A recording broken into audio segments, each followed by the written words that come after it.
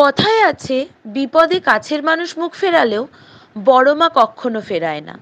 বড় মার কাছে গিয়ে শুধু একবার আপনার সমস্যার কথা বলতে হবে, সমাধানের পথ দেখাবে বড় মা। বড় মায়ের মাহাত্ম্য এখন লোকমুখে ঘুরে বেড়ায়। তাই তো বড় মাকে দেখতে শুধু জেলা নয়, জেলার বাইরেও দূর দূরান্ত থেকে বহু ভক্ত ছুটে আসে। হিন্দু, মুসলিম, খ্রিস্টান সকল ধর্মের মানুষের অবাধ প্রবেশ। তাই তো বলা হয়, ধর্ম হোক যার যার, বড় মা সবার। শোনা যায় নৈহাটির বাসিন্দা ভবেশ চক্রবর্তী বন্ধুদের সঙ্গে 100 বছর আগে নদিয়ার শান্তিপুরে রাস উৎসব দেখতে গিয়েছিলেন। সেখানে মা কালীর বড় বিগ্রহ দেখে নৈহাটি ফিরে এসে অরবিন্দ রোডে মা কালীর বিগ্রহ প্রতিষ্ঠা করেন। শুরুতে এই কালী প্রতিমা ভবেশ কালী নামেই পরিচিত ছিল।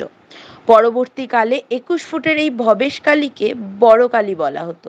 কালের নিয়মে এই বড় কালী এখন বড় মা। আগে সারা বছর মায়ের মন্দিরে মায়ের ফটোতেই পুজো হতো, তবে এখন মায়ের কোষ্ঠী পাথরের মূর্তি তৈরি করা হয়েছে নিত্য পুজোর জন্য। পশ্চিমবঙ্গে অনেকগুলো বিখ্যাত কালী পুজো আছে, তার মধ্যে অন্যতম হলো বড় মা। আপনি যদি মায়ের সামনে গিয়ে একবার দাঁড়ান, মায়ের চোখ ধাঁধানো রূপ আপনার মানসিক কষ্ট সব ভুলিয়ে দেবে।